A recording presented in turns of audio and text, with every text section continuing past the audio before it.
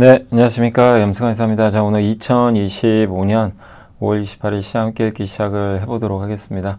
자, 어제 이제 많이 또 그 강의도 와주셔서 정말 감사드리고, 진짜 반도체 관심들 되게 많으셨고요. 그 저희 당사 차용호 연구원님 이제 강의가 있었는데, 뭐, 끝나고 아주 질문이 정말 뭐, 폭풍처럼 몰아쳤는데, 또 저희 연구원님께서 또 워낙 잘 말씀해 주셔가지고 좀 감사드리고, 또 이렇게 많이 또 관심 가져주셔서 감사드리겠습니다. 그리고 제가 끝나고 이제 제가 1부 끝나고 제가 2부를 했는데 어쨌든 뭐 질문도 많이들 해주셨고, 뭐 2차전지 또 걱정하시는 분도 계셨고, 또 되게 뭐 이제 끝나고 나서 뭐 이렇게 몇몇 또 이제 말씀해 주신 거 보니까 뭐 APR, APR 뭐 들고 계신 분도 계셨던 것 같고, 또 뭐 좋은 성과 내신 분도 계시고, 또 이렇게 섹터에 따라 또 다르잖아요. 뭐 반도체 갖고 계시거나 2차전지 갖고 계신 분들 또 스트레스 받아 하시고.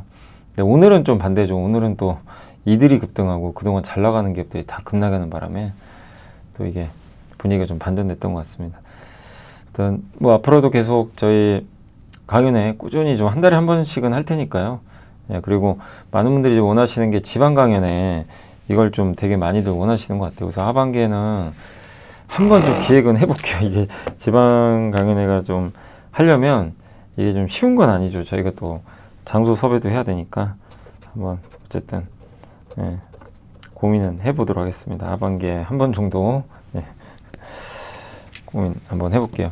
자, 그리고 오늘 이제 미국 증시하고 그 이제 여러 좀 이슈들 좀 설명해 드릴게요. 그 미국하고 이제 한국 소비 심리 바닥 찍었다 이 내용하고, 또 AI 확산으로 전력 수요 폭증해서 한국전력이 변전소 391개 짓는다 이 내용이 있었고, 오늘 사실 이 뉴스도 좀 있었어요. 한국경제신문에서 전기차값 싸진다, LFP 배터리 채택한다. 그래서 오늘 LFP 배터리 관련주가 아침에 막 급등하더라고요. 이제 그 뉴스가 있었고, 골드만삭스가 최근에 이제 나온 보고서가 좀 있어요. 근데 한국 주식 대선 이후 상승의 시간이 온다. 저희가 또 카드 뉴스로도 한번 만들어 봤고, 그다음에 삼성바이오로직스, 철강 원적크루, 요즘에 좀 철강 업종도 좀 뭐 괜찮을 것 같다는 이제 보고서가 나오기 시작하고요.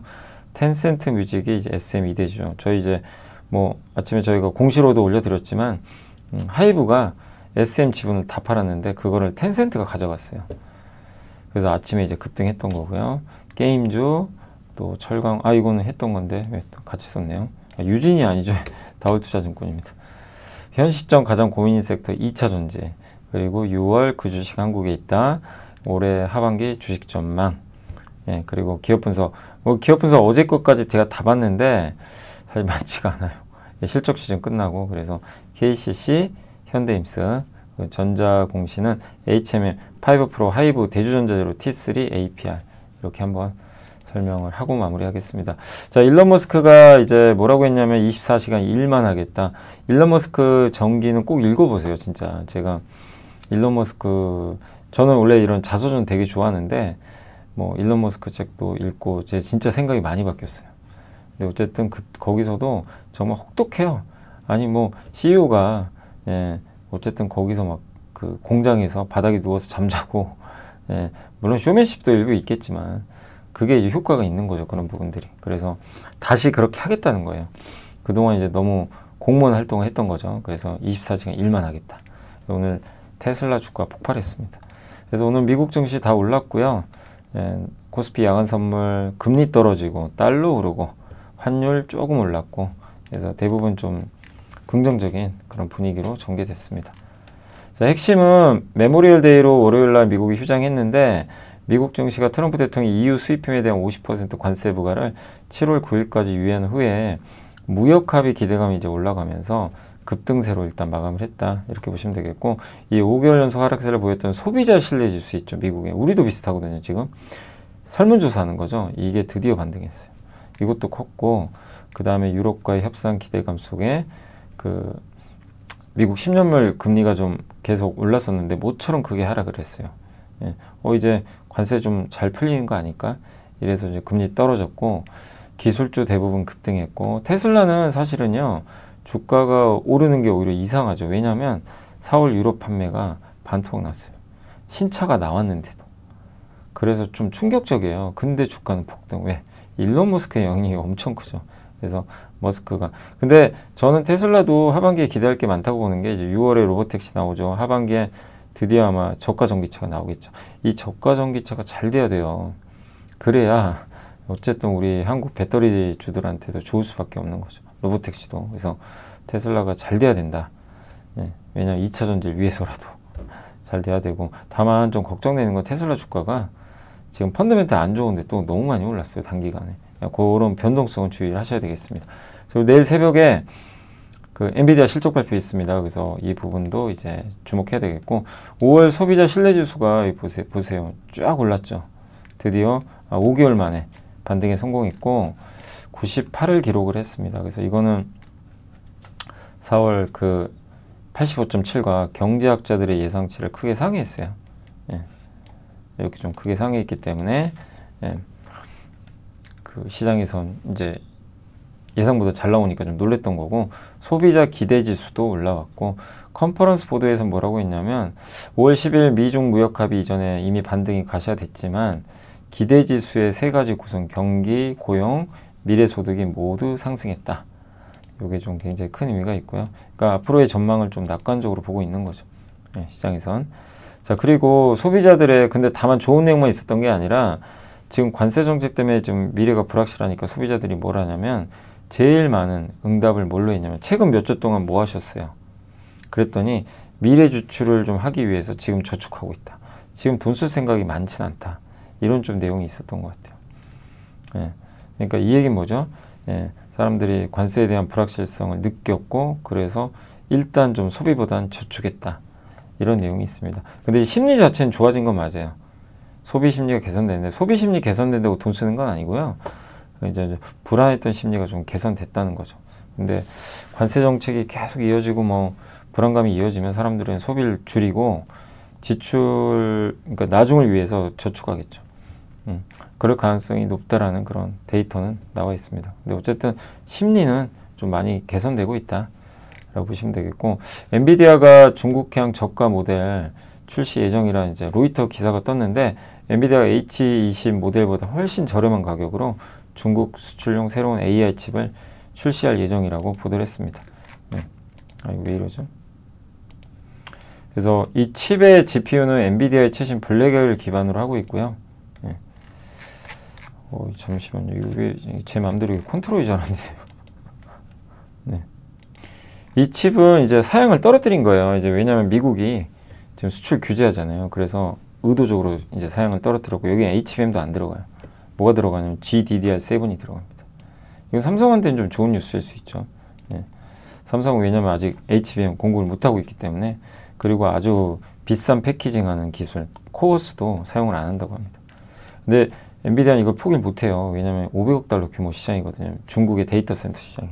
그러니까 여기에 진입을 계속 해야 되는 거고, 전체 매출의 13%가 중국에서 발생하고 있고, 근데 화웨이는 어센드 910B 칩을 생산해서 점유율을 좀 늘리고 있거든요. 그러니까 엔비디아 수출이 막혀버리니까 지금 계속 이제 화웨이가 잠식하고 있고 엔비디아는 수출 못하고 있고, 그 상황에서 타겟책은 수출 규제를 풀기 위해서 좀 낮은 성능으로 가자. 그래서 이제 그 칩을 개발해서 공급을 할 예정이라고 합니다. 엔비디아의 중국 점유율 한때 95였는데 지금 50%. 화웨이가 많이 가져갔죠.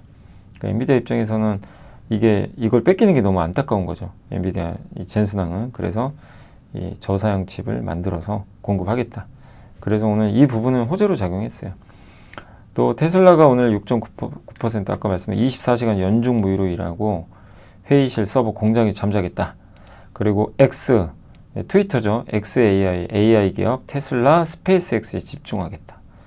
이게 이제 투자들의 또 심리를 흥분시켰죠. 그래서 6% 급등했고 엔비디아 급등, 마이크론도 좋았고요. 로켓랩이 13%, 스페이스X. 근데 안타깝게 오늘 스페이스X는 그렇게 성공적이지 않았던 것 같더라고요. 스페이스X, 스타시 9번째 발사했는데 예, 어쨌든 기대감에 뭐 관련주는 올랐지만 실제 결과는 좋지는 않았습니다. 자, 노보노디스크는 유럽에 미국의 대규모 관세부가 연기한다는 소식. 그러니까 미국이 유럽에 관세 때리는 거죠. 50%. 이거 왜냐하면 덴마크에서 미국으로 비만 치료제 수출하고 있잖아요. 근데 거기에 관세 50% 때리면 일날 일이 밀리죠. 근데 이제 그걸 일단 유예를 했기 때문에 노보노디스크 주가가 많이 올랐다라고 보시면 되겠습니다. 자, 오늘 이제 주요 이슈는 먼저 저희 그 WTS부터 좀 보여드릴게요. 거기에 이제 뉴스가 엔비디아 뉴스 나온 게 하나 있어요. 그걸 한번 보여드리겠습니다. 여기 이제 저희 WTS 보시면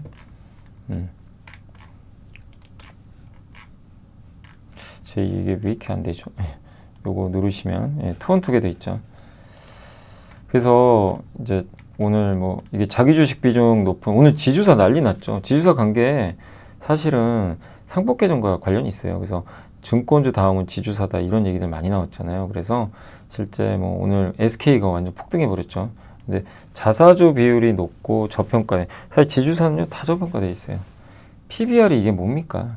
0.28, 0.29. 그나마 LS가 좀 높은 편이고 GS 다 낮죠. 근데 이제 이 중에 그 자사주 비율이 높을수록 좀 수혜받을 가능성이 좀 있거든요. 그래서 이제 오늘 SK가 급등한 것도 이런 좀 이유 때문이다. 그리고 오늘 엔비디아가 블랙엘 이게 결함이 있었어요. 예전에 이 발열 이슈 때문에 서버 렉이라고 해요. CPU랑 GPU를 연결한 겁니다. 그래서 그걸 해가지고 이제 데이터 센터 넣거든요. 넣는데 그게 결함이 발생하니까 발열 문제가 있어서 좀 해결이 안 됐던 거예요. 근데 해결했대요. 그러면 반도체 좋은 거죠, 당연히. 예, 이렇게 생겼어요. 요게 요 GB200인데 GPU랑 그러니까 엔비디아의 CPU 하나랑 GPU 두 개를 연결한 거예요. 이거 발열을 못 잡았나 봐요. 예, 저게 하나의 렉이에요, 렉. 저 렉을 72개인가 아마 할 거예요. 그걸 모아놓은 게. 그래서 저 이제 72개 연결해서 서버 렉 하나를 만드는데 가구 수로는 40개 가구의 전기 사용량과 맞먹는 거예요. 이거를 글로벌팜 이제 해결을 해서 이제 글로벌팜과 본격화되면 하이닉스한테 당연히 좋죠. 그래서 팍스콘, 위스트롱 등 주요 공급업체들이 생산 속도를 높이면서 엔비디아는 국가 단위 고객 확보와 차세대 모델, 이제 그 다음 모델 GB300이죠. 하반기에 나올 거거든요. 예, 그래서 요게 잘 돼야 지금 중국 매출이 줄고 있기 때문에 방어를 할 수 있는 거죠. 요게 이제 파이낸셜 타임즈에 이제 기사가 나왔던 내용입니다. 그래서 일단 이 언론 보도가 있었고, 여기 나와 있죠. 엔비디아 GB200 AI 서버렉은 36개의 그레이스 CPU, 72개의 블랙엘 GPU를 연결을 한 거예요. 그렇게 한 거고, 그걸 하나로 해서 이제 서버로 만든 거죠, 렉으로. 그래서 기술 이슈를 해결하면 1분기 말부터 추락 개시를 이제 했다고 합니다. 그래서 초기에 이게 냉각 시스템, 누수, NV 링크는 연결하는 거예요. 이 CPU, GPU를 물 흐르듯이 이렇게 쭉. 근데 그게 연결이 오류가 있었다고 합니다. 초기 딜레이가 발생했고. 근데 이제 그걸 해결했기 때문에 이제는 여기에 HBM도 들어가니까 긍정적이었죠. 사우디, 아랍에미리트 같은 중동 국가들한테도 이거를 이제 공급을 할 예정이고요. 국가 단위로 이제 고객 확보 전략이 병행되고 있다고 합니다. 그리고 이제 내일 밤이죠. 내일 새벽에 엔비디아 실적이 제일 중요한 게 GB300. 이거 예정대로 나오느냐? 요걸 아마 물어볼 것 같은데, 요게 이제 출시가 그대로 될지 한번 지켜보시면 되겠습니다. 그래서 일단 또 매출, 이게 더 중요해요. 가이던스. 이제 430억 달러 정도 예상을 하고 있대요. 지금 가이던스가. 2분기 매출. 저걸 충족을 시켜야 됩니다. 반드시. 예. 그리고 뱅크 오브 아메리카는 중국 매출 타격에도 그래도 하반기에 블랙엘만 잘 나오면 좀 괜찮지 않겠냐라는 그런 내용도 있다고 합니다. 그래서 한번 이런 좀 이슈들이 있으니까. 그래서 오늘 반도체가 좋았던 건요, 저런 부분도 있었어요. 엔비디아가 발열 이슈 때문에 출하를 못했던 서버 렉을 드디어 출하하기 시작했다. 요게 좀 이슈가 있었다라고 보시면 되겠습니다. 자, 그리고 이제 인플레 대비학이라는 건 뭐냐면, 지금 이게 뭐죠? 예. 요게 어쨌든 지금 그 한국의 소비 심리거든요. 지식이 복리로 쌓이는 투자 정보, 믿음 가는 투자 정보 파트너 투원투게더 오픈. 투원투게더란 LS증권에서 제공하는 서비스로 투자자들에게 다양한 정보를 빠르고 정확하게 전달하고 모든 투자자의 성공 투자를 함께 하기 위한 투자 정보 콘텐츠 서비스입니다. 투원투게더는 투원 HTS, 투원 MTS, 사용하는 매체 어디에서나 접속이 가능합니다. 투원투게더 어떤 콘텐츠를 제공할까요? 해외 이슈는 미국 시장 마감 시황, 해외 수급, 해외 증시 일정, 해외 뉴스 등 주식시장 흐름 파악을 위한 해외 시황과 이슈들을 알려드립니다. 시장 읽기는 주요 뉴스 요약, 뉴스 해설, 뉴스 연계 종목 등 주요 뉴스에 대한 빠른 요약과 관련 이슈에 대한 정보를 알려드립니다. 종목 톡톡은 수급 특징주에 대한 분석과 투자 아이디어, 실적 속보 등 종목에 대한 다양한 정보를 알려드립니다. 보고서장은 리서치센터에서 발행하는 보고서, 모닝미팅, 공시, 그리고 증권사별 종목에 대한 요약 정보를 알려드립니다. 주식 배우기는 함께 배우기, 투자 상식 등 투자자들이 알아야 할 전문 지식과 투자 칼럼 및 자료에 대한 정보를 알려드립니다. 투원투게더와 함께 성공 투자를 만들어 보세요. 101.8까지 갔죠. 101.8 보이시죠? 100을 넘으면 과거 평균보다 이게 어쨌든 소비 심리가 올라간 거예요. 낙관적이다. 낙관적이래. 2003년, 2004년과 비교했을 때 그 의미입니다. 100을 정말 오랜만에 회복했고 이제 작년 12월 개엄 때 88.2까지 급락했어요. 이땐 뭐 완전히 얼어붙었죠. 그러다가 이제 드디어 5개월 만에 100을 회복했습니다. 낙관적이라는 얘기죠. 물론 뭐 소비 심리가 좋다고 소비를 하는 건 아니에요. 그건 좀 괴리는 있어요. 그렇지만 어쨌든 오랜만에 돌아선 거죠. 그래서 여러 요인들은 있겠지만 또 경기 전망 지수도 2017년 5월 이후 가장 크게 상승했대요. 이것도 의미가 있겠죠. 사람들의 어쨌든 심리가 낙관적으로 변하면 지출을 또 늘리게 되거든요. 예, 결국 심리가 돌아서야 되는 게 또 중요한 거니까. 누가 봐도 내수 최악이죠. 자영업하신 분들 지금 너무나 어렵고, 올해 9월부터는 코로나 때 301조 아시죠? 코로나 특별대출 했던 게 그때 301조예요. 자영업분들 대상으로. 그거 만기가 이제 그거를 원금 또 갚아야 된대요. 예. 그래서 이제 그런 좀 이제 부담도 시작이 되니까 내수 경기가 이대로 가면 진짜 안 좋아지거든요. 그래서 누가 짓고 나면 이제 대규모 돈 풀기 시작되고, 민주당은 20조에서 35조까지 언급을 해놨었고, 어제 김문수 후보가 30조 원 얘기를 했어요. 추경. 예. 인플레가 오는 건 또 걱정은 되지만 돈 푸니까. 근데 이를 방어할 방법은 자산에 투자하는 것밖에 없어요. 사실. 그죠? 그래서 지금 원화값도 오르고 내수주에도 볕이 들고, 그러니까 현금 가치 하락을 방어할 자산에 투자를 해야 되는 지금 상황으로 가고 있다. 그게 뭐 주식이든 뭐가 됐건. 그래서 한국 증시가 좀 좋은 분위기라는 게 이제 이런 것도 좀 작용을 하고 있습니다. 자, 그 다음에 이제 전력기기는 뭐냐면 그 변전소. 네. 그러니까 변전소를 391개 더 짓겠다. 한전이 이제 언급을 한 거고요. 송전선로, 그러니까 이제 송배전망, 전선 깔고 이거 72% 늘리겠다. 또 용인 반도체 클러스터 변전소도 신설을 할 예정이라고 합니다. 용인의 그 반도체 엄청난 전력 필요하죠. 이게 72.8조. 물론 기간은 길어요. 2038년이니까 아직은 좀 먼데 핵심은 AI 때문이에요. 반도체. 이게 좀 가장 크다. 그래서 근데 다만 한전이 그 부채가 많으니까 이거를 어떻게 자원재달 할지 그건 좀 불확실성이 있습니다. 그래서 뭐 이제 이런 이슈가 있었으니까 참고하시면 되겠고, 이건 이제 밸류체인이고, 요 밑엔 뉴스 요약이니까 뭐 저희 투원투게더 다 올려드렸어요. 그래서 핵심은 제가 말씀드리니까 넘어가겠습니다. 자, 배터리가 오늘 올랐는데 핵심은 이겁니다. GM, 포드 등, 그러니까 저희가 투원투게더에도 이렇게 올려드리거든요. 앞부분은 핵심을 깔아드려요. 예. 그래서 아침에도 저희가 여기 보시면 오늘 좀 내용이 많은 요거예요. 요거 LF 배터리, 미국 완성차 회사들. 예.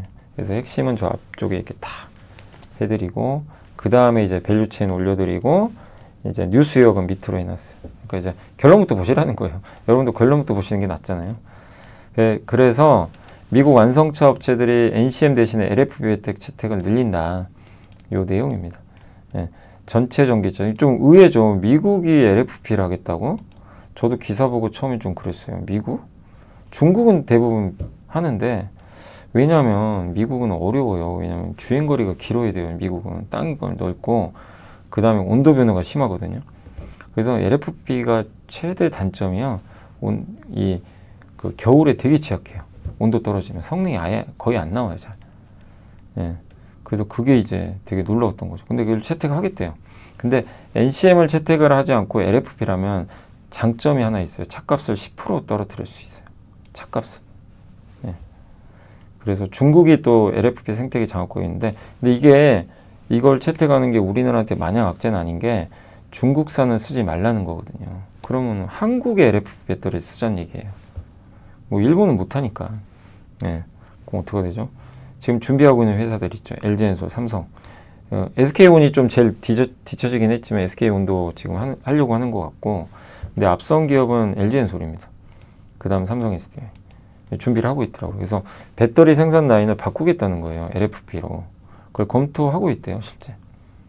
왜냐면 이게 대세가 됐어요, 실제. 예, 중국이 하는 이 사업이 결국 세상을 지금 석권하고 있는 게 현실입니다. 불편하죠, 우리 입장에선. 그렇지만 그렇게 됐고, 우리 기업들도 늦었지만 이제 LFP 배터리에 대한 적극적. 그래서 오늘 막 아침에 자이글이 막 폭등하더라고요. 자이글은 어쨌든 좀 테마가 있어요. 그래서 여러분들이 접근을 하지 마시고. 예, 근데 오늘 자이글이 아침부터 딱 튀는 거 보고, 아, 이 뉴스가 영향을 줬구나. 그 생각을 좀 했어요. 근데 어쨌든 미국에서 사실상 중국산 배터리 밸류체인은 진입이 어렵습니다. 그래서 사실 뭐 저는 이제 중소형주는 적진 않았고, 큰 기업들 LFP 배터리 밸류체인입니다. 배터리는 LG엔솔, 삼성 SDI, LFP 양극재는 LNF도 하는 걸로 알려져 있고, 음극재는 포스코 퓨처엠이 이제 미국 시장을 잡겠죠. 왜? 중국산 음극재 쓰면 안 되거든요. 실리콘 음극재는 대주전자재예요. 그래서 이게 이제 뉴스 요약한 거예요. 그래서 참고하시면 되겠고, 어쨌든 GM과 포드 전체 전기차의 60%를 이제 LFP로 하겠다는 얘기예요. 그게 좀 너무 놀라웠어요. 예, 아, LFP가 이제 미국에서도 대세가 되고 있구나. 여기 보시면요, GM CEO 메리베라가 뭐라고 했냐면, LFP 배터리 제조할 때 우리 한국 기업들한테 중국 소재와 부품 가능한 최소화해달라, 이런 요청을 했다고 합니다. 그래서 이게 의미가 있는 거죠, 저런 부분은. 그래서 오늘 배터리주들한테 이런 것도 영향을 줬습니다. 자, 그리고 코스피는 골드만삭스가 한국 주식 대선 이후 상승의 시간이 오니까 사라는 얘기예요. 골드만삭스 뉴스원에서 기사가 나왔고요. 지금이 상승세의 시간이다 라는 보고서를 발간을 했고, 6월 3일 이제 대선 이 정치적 불확실성을 이제 제거하고, 예, 어쨌든 이제 그 기업 지배구조 개혁과 밸류 프로그램 뭐 여기에 대해서 뭐 누구도 이의제기를 못하죠. 예. 그래서 여야 후보 모두 증시 부양책 공약으로 걸었고요. 이재명 후보는 이제 아예 5,000포인트를 제시를 해버렸고, 상법 개정하겠다. 김문수 후보는, 그러니까 이재명 후보는 제일 큰 워딩이 5,000포인트예요. 상법 개정하고. 이게 제일 큰 이슈고, 김문수 후보는 증시 활성화, 국민 자산 증식, 그리고 배당. 요게 핵심이죠. 배당 소득 분리가세하게 해주겠다. 예. 그래서 골드만삭스는 이제 한국 주식에 대한 매수를 공고했고, 저렴한 가격과 외국인 지분율이 낮으니까 외국인 매수도 유입될 거다.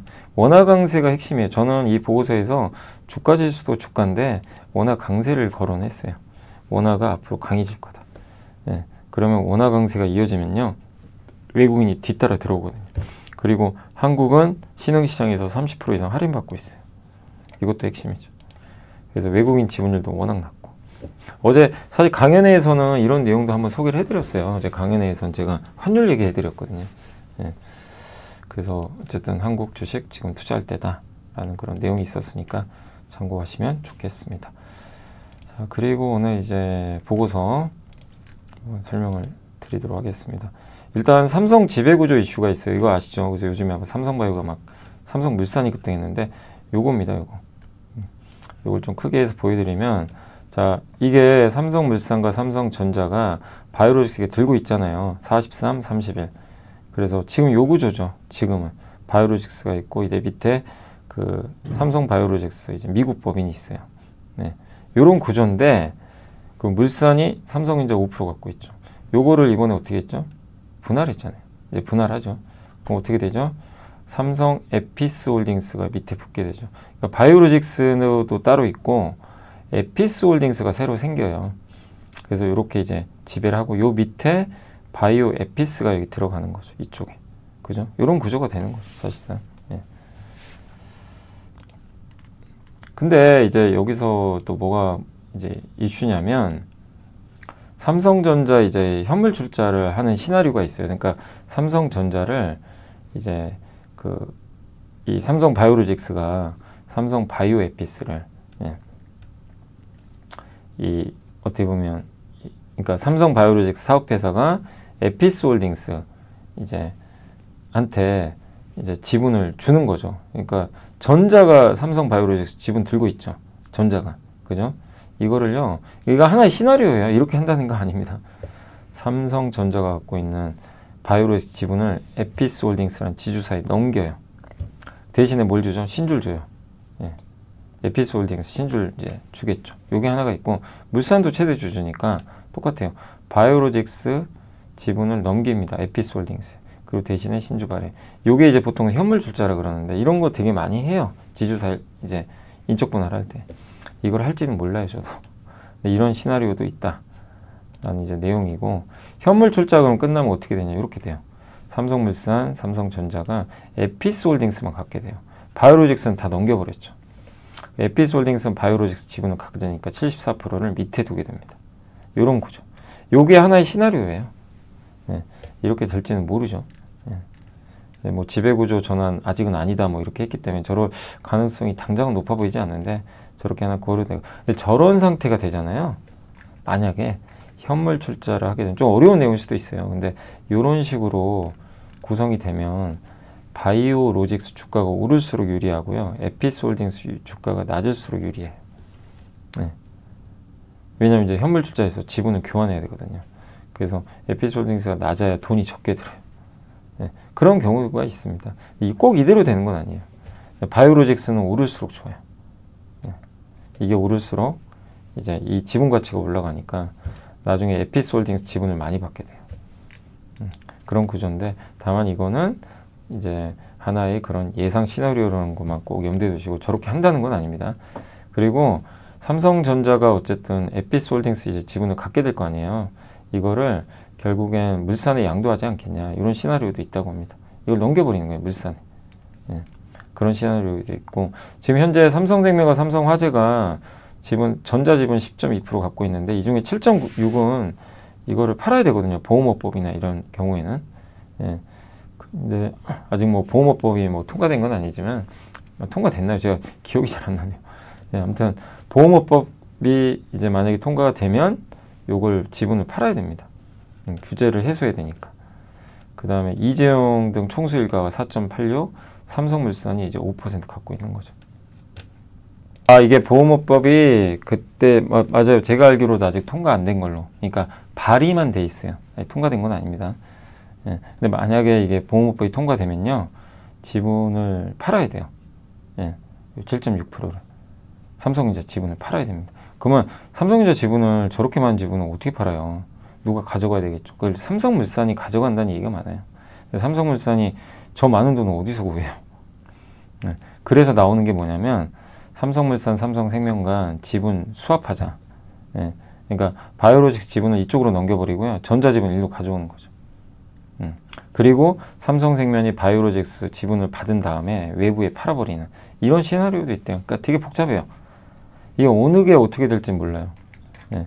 근데 핵심은 이렇게 좀 분할을 하잖아요.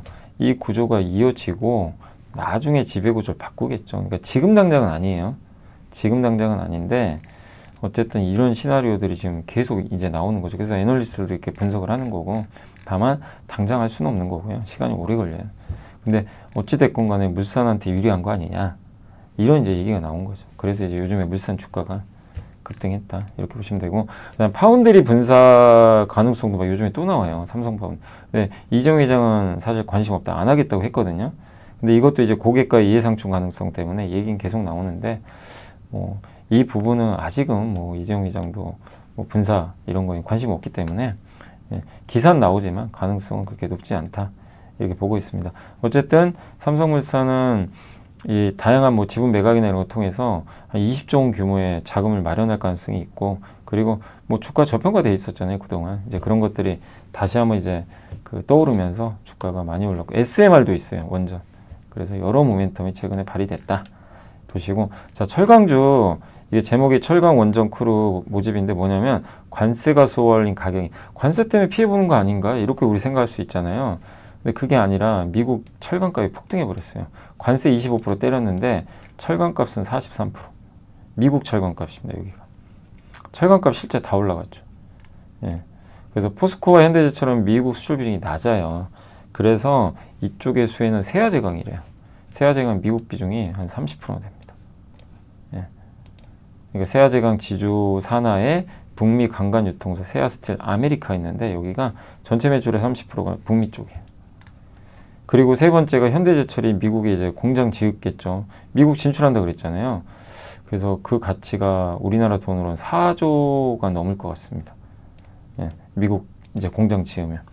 투자금 8.5조인데 여기서 절반은 아마 그룹사가 될 것 같고 절반은 아마 차입하거나 모르겠습니다. 그거는 외부에서 이제 뭐 자금 유치를 할지는 좀 지켜봐야 되겠고요. 어쨌든 자동차용 강판을 미국에서 이제 만들게 되면 일단 그 관세 안 매기니까 그 효과 있죠. 현대차 그룹이 바로 있으니까 철강제 공급에서 안정적인 수요처가 있고 그 다음 미국은 지금 온쇼어링 미국에 공장 지으라 그러잖아요. 그럼 철강 수요가 늘거든요. 그 수요를 받을 수 있다. 여러 효과를 보는 것 같고 미국이 또 조선업 하려고 그러죠. 거기에 후판 들어가죠. 이게 만약에 철강을 거기다 지어버리면 되게 여러 면에서 유리한 부분이 있다. 이런 내용이고 포스코는 인도 진출이 시작되면 인도 진출 2번 했는데 다 안 됐어요. 근데 이번에 JSW 이제 스틸이라는 인도 기업과 합작으로 하려나 봐요. 예. 그래서 이게 된다면 일단 이제 무역 장벽을 높임으로써 낮은 가격의 철강제 수입을 그러니까 인도에 진출할 수 있는 거죠. 인도도 아마 관세를 부과하는 것 같은데 뭐 인도에 직접 진출하면 그런 이제 관세 피해를 해소할 수 있고 그 다음에 글로벌 생산량 2위예요. 예, 근데 철강 소비 성장률이 지금 한 자릿수 후반 계속 철강 소비가 그러니까 느는 국가죠. 중국은 막 철강 소비가 줄잖아요. 근데 인도는 다르다는 거죠. 예, 인당 철강 소비량이 계속 늘 수 있는 국가고 도시화하고 원재료도 내수에서 공급받으면 훨씬 싸대요. 55%나 중국산에 비해서. 원가 절감. 여러 이점이 있대요. 그래서 인도의 합작사 만드는 게 여러 번 실패했는데 이번이 세 번째로 포스코한테는 좀 만약에 된다면 좋을 것 같다. 그리고 새로운 포트폴리오 필요한 게 해외 진출 이외에 철강사에서 이제 필요한 좀 포트폴리오 확장이다. 포스코는 이런 광산 투자 되게 많이 해놨잖아요. 네, 리튬 광산도 있고. 그래서 2차 전지 사업에도 이제 투자를 했는데 그게 오히려 지금은 막 주가에 안 좋게 작용했지만 2026년부터는 이제 공급과잉 완화되면서 좀 나아질 걸로 전망을 하고 있고 리튬 가격 하락하면서 리튬 생산 기업들의 투자가 지연되는 것도 일단 리튬가 그 26년부터는 좀 반등하는데 힘을 실어주지 않을까 이렇게 좀 보고 있는 것 같습니다. 자, 어쨌든 핵심 아이디어는 미국향 노출도가 크거나 미국 내 현지 생산할 수 있는 기업을 좀 보자. 그래서 현대제철, 세아제강을 좀 주목하자는 그런 내용이고요. 그다음 중국산 후판 반덤핑 관세 부과에 반응했던 시장인데 지금 우리나라에 들어오는 중국산 후판 반덤핑 관세 부과해버렸잖아요. 더 큰 게 열연 강판이에요. 그러니까 그 후판은 배에 들어가는 강판이고요. 열연 강판은 이제 다양한 산업에 좀 쓰이는데 이 반덤핑 제소 관련 결과를 열연 강판도 6월에 발표한대요. 근데 이거를 여기는 중국산만이 아니라 일본산도 포함되어 있어요. 그래서 이것까지 때리면 현대제철의 경쟁력이 올라가겠죠. 그래서 올해 실적도 좋을 것 같고 아까 미국 이슈도 있고 그래서 좀 좋게 보자는 내용인 것 같습니다. 그리고 세아베스틸 지주도 이제 보고서가 있어가지고 한번 같이 말씀드리면 이 세아베스틸 지주가 원전에 들어가는 CASK 사업을 하고 있거든요. 근데 이게 그 원전에 이게 그 폐기물 나오잖아요. 그거 보관해야 될 거 아니에요. 그 보관하는 저장 시설이에요. 예, 그 사업을 하고 있어요. 세아베스틸 지주. 그래서 이제 원전 외부에 폐기물 같은 경우는 5년 이상 저장해야 되거든요. 임시 저장. 그게 필수입니다. 그게 습식과 건식 방식이 다 있대요. 예, 근데 우리나라는 이제 대부분 습식 저장을 활용을 하고 있다고 합니다. 근데 이게 이제 점점 공간이 부족한가 봐요. 그러니까 만들어야 된다는 얘기예요. 임시 저장 시설. 그래서 CASK 한 기당, 그러니까 폐기물을 저장하는 시설, 예, 한 기당 저장 가능한 핵연료가 최소 32다발, 연간 최대 281기 CASK 수요가 발생할 거라고 합니다. 그래서 이거의 30%를 세아베스틸 지주가 가져간다면 한 3천억 정도의 이제 매출이 3천억 원이죠. 예, 매출 기여도는 한 10% 내외 정도 이제 되는 걸로 이렇게 계산을 했습니다. 그래서 우리나라에서 유의미하게 이 사업 수주 이력 보유한 회사가 세아베스틸 지주랑 두산 에너빌리티예요. 그래서 내년부터 본격적으로 수주 가능성이 있고 사우디의 이제 스테인리스 무게목 강관 이제 이 안에가 무게목 강관 뭐냐면 동그랗게 생긴데 안에가 비어 있는 거예요. 그걸 이제 무개목 관관이라고 하더라고요. 그게 이제 올해 준공되고 연간 2천억 매출 기대하고 미국의 특수화금 소재, 이게 아마 스페이스X에 아마 공급이 될지는 모르지만 우주항공용으로 또 하는 것 같고, 그게 내년에 이제 공장 준공하고 여러 가지 면에서 기존의 철강 사업이 좀 좋지는 않습니다. 세아베스텔 지주도 실적도 안 좋았지만 이런 신사업 원전, 그러니까 의외로 또 원전 관련주가 좀 된 거죠. 원전, 우주항공 이런 쪽에서도 성과를 기대해 보자 라는 내용으로 보시면 되겠습니다. 자, 엔터는 하이브가 SM 지분 언젠가는 팔 거란 얘기가 많았는데 이걸 시장이 팔았으면서 악재지만 텐센트에 팔아버린 거예요. 텐센트 뮤직에. 2대 주주가 텐센트 뮤직이 됐고 이 물량 안 나오죠. 그래서 주가에 호재가 됐고, 또 중국 회사니까 중국 한알령 풀리는 거 아니냐. DOU가 이제 SM의 또 자회사잖아요. DOU가 텐센트랑 같이 또 사업을 하죠. 올해 6월부터인가요? 중국에 플랫폼 출시를 할 예정입니다. 그래서 이런 여러 가지 것들을 우리가 유추해 보면 이번에 그 SM 지분 인수는 텐센트가 중국 사업이 열리는 걸 염두에 두고 하는 거 아닌가, 이렇게 이제 추정을 하는 거죠. 그래서 중국 사업 재개 가능성, 요게 좀 가장 핵심 포인트다. 텐센트 뮤직은 근데 음원보다는 소셜 앤 팬덤과 스타 사업 쪽에 좀 관심이 많나 보더라고요.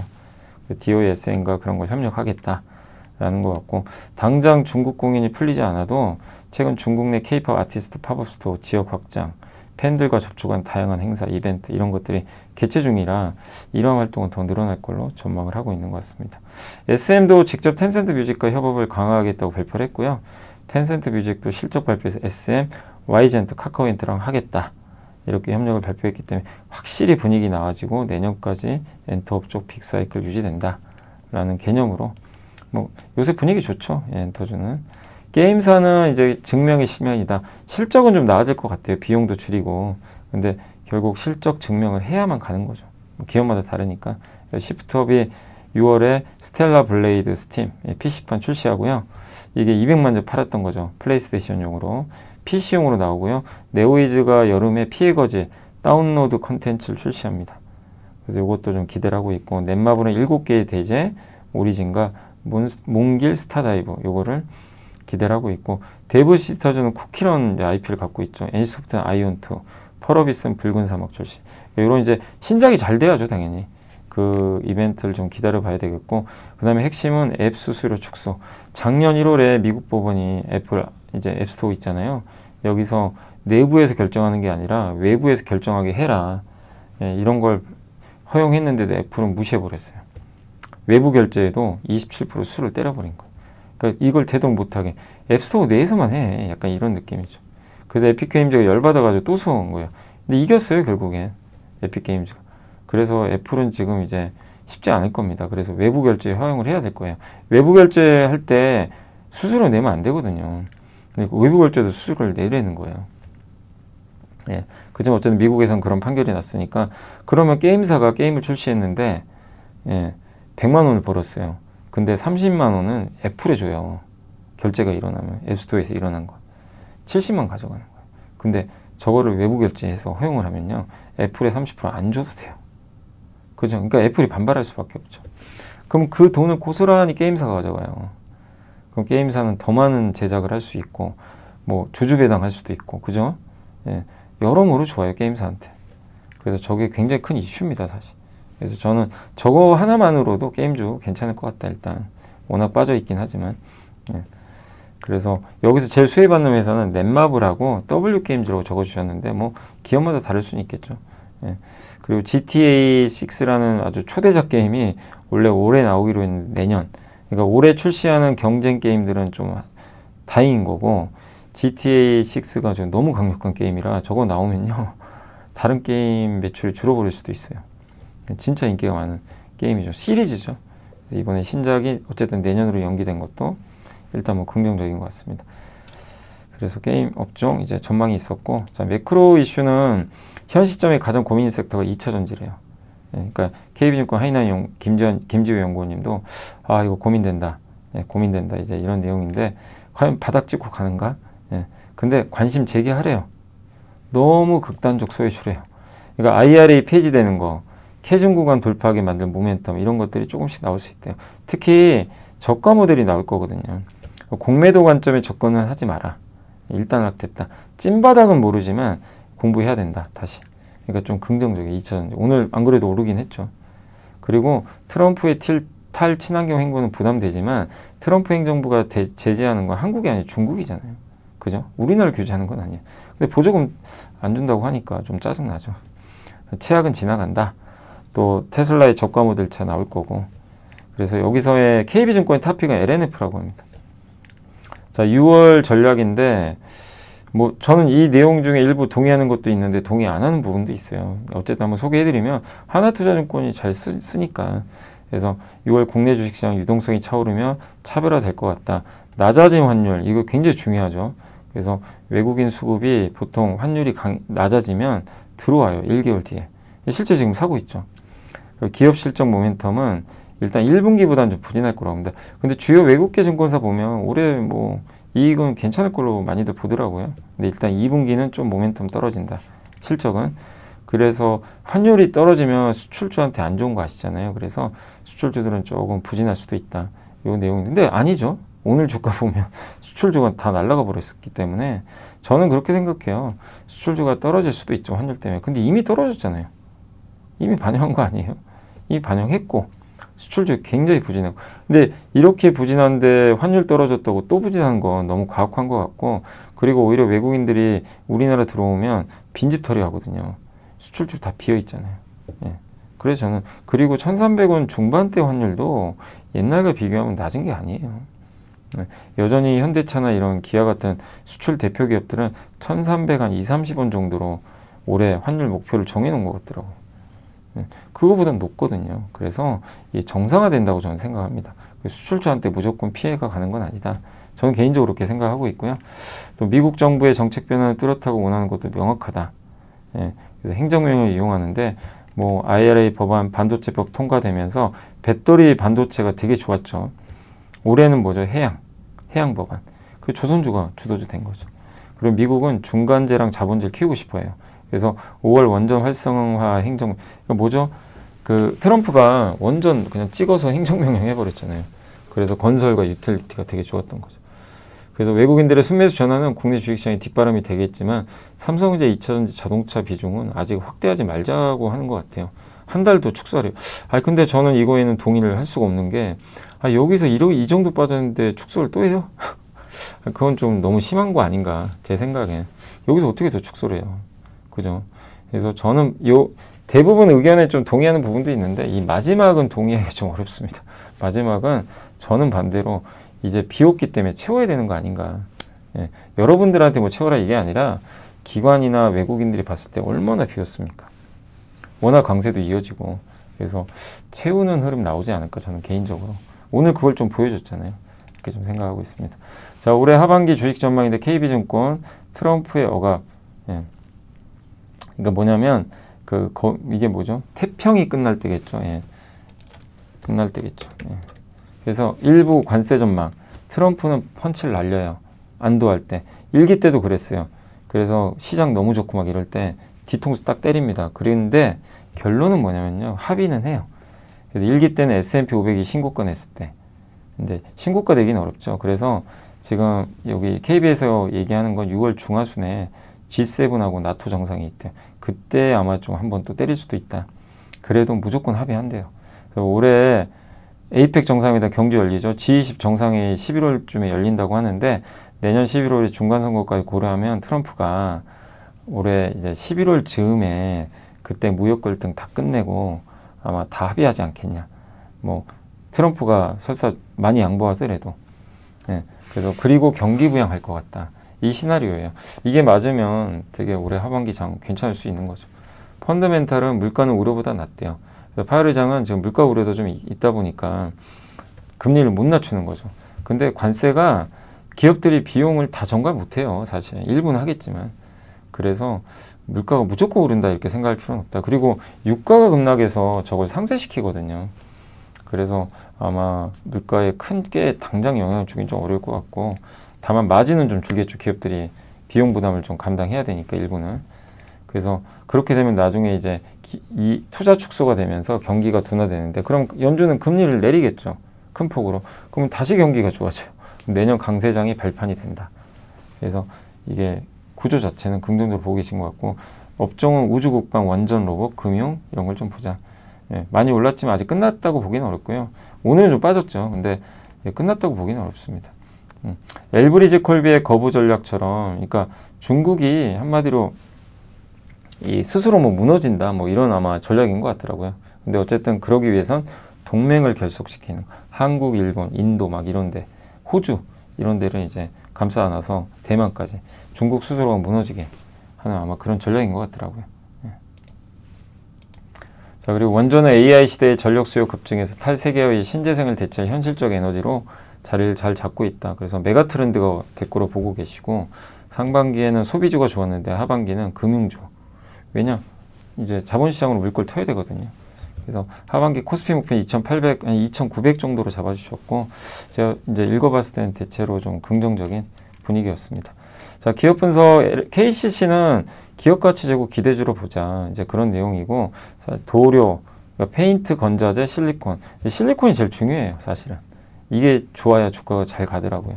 근데 국내 건설 경기 안 좋아도 건자재 점유율이 독보적이고, 도료도 괜찮아요. 그래서 굉장히 둘 다 안정적이에요. 근데 실리콘이 왔다 갔다 하니까 주가가 좀 변수 있지만, 여기서 이제 기업 가치 제고하게 되면 핵심은 삼성물산과 한국조선해양 지분 많이 갖고 있잖아요. 그래서 저 PBR 종목이고, 이걸 잘만 활용하면 뭐 어쨌든 이제 그 모멘티브 인수 따른 이자 비용을 줄일 수 있지 않겠냐. 왜냐하면 삼성물산, 한국조선해양 이 두 개만 갖고 있어도 2.66조거든요. 이걸 다 팔아버려요. 현금화해요. 근데 물론 쉽지는 않아요. 저거 어떻게 다 한 번에 팔겠어요.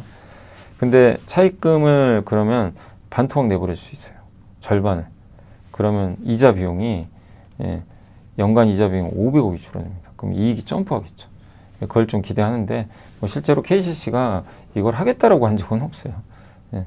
근데 어쨌든 저 자산들을 일부 팔 수도 있지 않을까, 이런 기대감은 있어서 요즘에 좀 주가는 긍정적이다. 그리고 기업가치 제고 정책에 가셔야 되면 사실 저런 걸 이제 압박을 받겠죠. 기업 입장에서 기업가치 제고 정책에 가셔야 되면 뭔가 PBR을 올려야 되거든요. 올리려면 저런 이제 자산들을 팔아야 되는 거죠. 대부분 그걸 통해서 이자 비용 줄이거나 주주환원 해라, 이런 요구가 거세지니까. 그래서 KCC는 좀 그런 기업가치 제고 측면에서 관심 갖자, 이런 내용이고, 현대임수에 어제 제가 잠깐 말씀드렸죠. 그저께인가요? 월요일 날, 예, 말씀드렸죠. 그 급등한 날. 예. 그 크레인, 예. 미국이 크레인 그 중국 거 규제하면 수혜주가 이제 현대임스가 그날 월요일부터 이제 얘기가 나오면서 그냥 급등해 버렸죠. 예. 그래서 완전 폭발했는데, 선박 블록 있죠. 선박 블록 단위로 쪼개 가지고 합쳐요. 그러니까 아주 굵직한 뭐 선미, 중간, 후미, 이 세 개를 배를요 블록 단위로 만들어서 붙입니다. 그 블록 만드는 회사예요. 국내 최대 업체고 현대중공업 그룹에 속해 있죠. 근데 핵심은 요거예요. 더블 트롤리 컨테이너 크레인, 요렇게 생겼어요. 이건 제가 챗GPT한테 그려달라고 한 거예요. 두 개. 이게 크레인인데 두 개가 달려 있어요. 그러면 효율이 얼마나 좋겠어요. 그래서 운송 시간 절반 줄여요. 한 번에 하나가 아니에요. 근데 미국 무역 대표부가 중국에 생산하거나 부품 사용한 그 크레인 100% 관세 때리고, 그 다음에 화물 취급 장비, 셰시나 이런 데도 관세. 원래 24년도에 25% 관세를 도입을 했거든요. 여기에 100% 추가하겠다는 거예요. 예. 그리고 중국이 롱긴, 맞나요? 로긴. 예, 로긴 K 물류관리 시스템을 통해서 화물 이동이나 배송 주소. 저 크레인에 모듈 같은 게 달려있대요. 통신 모듈. 그래서 이거 미국을 뭐 이렇게 또 들여다보는 거 아니냐. 되게 또 불편한 부분도 있죠. 그래서 이거를 제안한 거예요. 이거 쓰지 마라, 중국이 저거. 우리 안보 문제다, 이거. 예. 그래, 그 부분이 있고, 또 기업들이요, 기존 중국 중심의 공급망을요, 동남아시아로 또 이전하고 있는 부분도 있대요. 그래서 그쪽에 대한 항만 크레인. 그러니까 중국을 좀 배제하려는 수요. 우리나라 자체적으로, 사실 현대임스는요, 미국도 미국인데 우리나라에서 수요가 많을 거예요. 실제 이제 그 내용들이 담겨 있더라고요. 예, 그래서 뭐 우리나라 자체적인 항만 수요, 요것도 있고, 그리고 부산항의 JPMC, 요게 중국 거입니다. 이게 점유율이 54.7이나 돼요. 바꾸려는 필요성이 증가하겠죠. 예. 그래서 항만 한 선석에 4대의 DTQC가 설치되니까 성장성 클 것 같다. 그리고 미국이 저 크레인을 구매할 수 있는 회사는 3곳뿐이래요. 예. 그러니까 생산 능력 한정적이니까 요 현대임스한테도 기회가 생기지 않겠냐, 이런 얘기입니다. 물론 미국에 들어갈지 몰라요. 근데 미국을 제외하고요, 국내만으로도 수요가 되게 많아요. 그래서 1분기 항만 크레인 매출도 급격히 늘기 시작했기 때문에 좀 지켜보자는 그런 내용으로 보시면 되겠습니다. 벌써 시간이 5시네요. 자, 이제 공시 보고 마무리하겠습니다. 일단 HMM이 장기 화물 운송 계약 브라질의 그 발레 철강석 회사랑 공급 계약 맺었고, 파이브프로는 이제 방산하고 우주항공 쪽이죠. 근데 이 미사일이죠. 여기 들어가는 탄내 구성품 소유자재 공급 계약을 맺었습니다. 하나에 공급하고 하나에 euro에. 하이브가 이제 아까 말씀드린 대로 엔터 이제 SM을 다 지분 다 팔아버렸어요. 예, 그런 공시가 났고, 중국이 열리는 거 아니냐, 텐센트에 넘긴 겁니다. 그 내용이고, 그 다음에 대주전자재료가 무려 4억을 산 거예요. 여기 임무현 이사님이 어제 이제 공시가 떴어요. 대주전자재료는 실리콘 응급제인데 이것도 중국 규제할 거 아니에요. 그래서 요즘에 파나소닉이 이 대주전자재료에 랑 지금 아마 검토 중에 있다라는 그런 내용이 있었죠. 원래 중국에 BTR 거 썼거든요. 중국 이 실리콘 응급제 쓰면 IRA 보조금 못 받아요 또. 그래서 이제 호재가 생긴 거죠. 실리콘 응급제 앞으로 많이 쓸 것 같고, 어쨌든 충전 속도를 되게 단축시켜 줍니다. 그리고 기아 EV3 이 저가 전기차에 들어가 있어요 이미 벌써. 그래서 상당히 확장성이 앞으로 클 것 같아서 포스코 피처엠 대주전자재료는 어쨌든 2000년대 내에서는 좀 우위에 서지 않겠냐 이렇게 보고 있고, T3 아시죠? 요게 VIP 자산운용이 얼마 전에 또 대량 매수를 했는데, 이번에 홍민균 대표, 이 대표에서도 계속 사요. 그래서 또 4만 주 들어왔어요. 1837원에. APR은 모건 스탠리가 지분. 근데 이거 치분한 건 약간 이제 지금 이제 공시한 거니까 이거 했으니까 더 간다 이러지 마시고, 이미 주가 많이 올랐잖아요. 근데 APR 이렇게 모건 스탠리가 신규로 5% 넘으면 무조건 신고해야 됩니다. 그래서 그런 공시가 떴다 말씀드리고, 이제 마지막으로 오늘 국내 증시는 어쨌든 좋았습니다. 삼성, LG엔솔 다 급등했고, 밤에 아쉬웠던 게 오후에요. 갑자기 저기 방산하고 조선 이게 다 급나가더라고요. 전력기기 시장 주도했던 섹터 다 빠져버렸어요. 뭐죠? 포트폴리오 손바뀜이 일어난 거예요. 이거는 그렇게밖에 볼 수가 없어요. 그래서 오늘 외국인이 3,300억을 샀거든요. 굉장히 많이 샀지만 거의 전지전자를 집중 투자하고 저런 조선 방산 기계는 많이 팔아버리는 그런 현상이 좀 발생했습니다. 그래서 오늘은 지수는 급등했지만 섹터 간 차별화시고, 오늘의 주인공 2차전지죠. 자이글, 애경케미칼, WCP, LFP 배터리나 LNF, 2차전지 셀, 리튬 뭐 그냥 다 2차전지가 다 도배를 했습니다. 그렇게 못 가다니. 그리고 반도체, MLCC, 오늘 대주전자재료가 이쪽에 또 속해 있다 보니까 석유화학도 좋았고, 2차전지죠. 여기도 철강, 요새 현대제철도 막 좋다는 얘기 나오잖아요. 동국제강, 포스코홀딩스, 철강도 가고 정유도 좋고. 근데 정유는 오늘 SO일은 좀 빠졌지만 이노베이션이 좀 많이 올랐고, 자동차도 그렇게 못 갔는데 현대모비스 중심으로 급등. 그러니까 다 공통점이 뭐죠? 삼성전자. 못 오른 섹터가 다 올라간 거예요. 이쪽으로 갑자기 분위기가 바뀌어버린 거예요. 그러니까 제 생각엔 약간 이제 기관 투자나 이런 쪽에서 포트폴리오 재편이 일어난 게 아닌가. 좀 많이 올랐던 조방변 좀 팔고 약간 이쪽으로 간 거 아닌가. 그런 생각도 들어요. 뭐 좀 더 지켜봐야 되겠죠. 그래서 오늘 그런 분위기가 있었고, 증권주도 좋았고요. 다만 오늘 보세요. 원전 쪽 겁나. 근데 뭐 워낙 많이 오른 것도 있죠. 원전, 조선기저제, 그 다음에 전력설비 다 비슷합니다. 이들이 나빠서가 아니라 이제 내준 거예요. 바톤 터치를 좀 일부 했다. 바이오, 보톡스 다 잘 나가던 게 피부미용, 우주항공. 그래서 어쨌든 이제 그동안 좀 좋았던 그런 sektor들이 좀 했다. 그리고 오늘 보니까 아까 이제 라이브 하는데 AU 브랜드 막 급등했다고 누가 얘기해 주셔가지고, AU 브랜드 아시죠? 그 이름이 뭐더라? 락PC 웨더웨어. 저도 매장 한번 꼭 가볼 생각입니다. 락PC 웨더웨어. 뭐 진국 진출한다 그래서 한번 제가 보고서 한번 보고서가 아니라 공시 한번 보여드렸잖아요. 근데 아무튼 오늘은 뭐 물론 일부 또 이런 APR도 좀 빠지고 막 이러면서 일부 패션이나 뭐 여기도 왜냐 APR도 의류 사업을 하긴 하거든요. 빠졌지만 굉장히 다 차별화되고 있다. 핵심은 이제 중국 쪽이죠. 의류 쪽은 좀 그런 이슈가 있었고, 그러나 오늘 뭐 전반적으로 좀 부진했죠. 근데 오늘은 이 흔히 말하는 이제 못난이 업종들이 다 이끌었고, 시장을 이끌던 이런 주도 섹터는 다 일제히 급락하는. 그리고 지주사가 난리가 났어요. SK 11%, 한화, 한진칼 다 지주사죠. 2차전지 지주사, 반도체. 그리고 코스닥은 바이오 좀 빠지고 2차 전지죠. 다. 좀 아쉬운 게 반도체 소부장이 가다 말아버렸어요. 그게 좀 아쉬웠고. 반면 오늘 휴젤이 이렇게 빠질 일인가 이게. 네, 기관하고 외국인 팔아봤죠. 나빠서는 아니고요. 제 생각에는 포트폴리오 교체한 것 같아요. 한번 그 부분이 나왔고 오늘 코스피 아까 말씀드린 그 내용 그리고 코스닥은 오늘 동국산업, YG원, 한국가구, 동진세미케 올랐는데 다만 좀 빠진 섹터도 좀 많이 있었던 것 같습니다. 그래서 오늘 정리해드리면 주도주 급락, 좀 소외받던 기업들의 반란, 이게 연속적일지 모르지만 약간 포트폴리오 교체가 일부 있지 않았나 라는 생각하고 있습니다. 이게 변곡점이 될지 모르지만 이렇게 되면 지수는 올라가요. 소외주가 시총이 더 크거든요. 그래서 지수는 오르지만 주도주는 빠지는 좀 아이러니한 현상도 며칠 나올 수는 있습니다. 근데 이런 또 주도주들 많이 올라서 못 사신 분들은 기회가 생긴 거고 좀 못 올랐던 기업들이 올라가면 또 좋잖아요. 그래서 순환매가 돌고 있어서 뭐 굉장히 분위기 괜찮다 이렇게 봐야 될 것 같습니다. 그래서 오늘 뭐 이제 원전이나 막 이런 또 주도주 갖고 계신 분들 기분 안 좋죠. 당연히 빠지니까. 그래도 이건 뭐 감당해야 될 것 같아요. 전자가 움직였기 때문에 뭐 언젠가 올 수밖에 없는 상황이었는데 그게 오늘 좀 발생했다 라고 보시면 좋겠습니다. 자, 오늘 방송 이제 여기서 마무리하고요. 저는 내일 또 찾아뵙겠습니다. 오늘 이렇게 시청해 주셔서 감사합니다.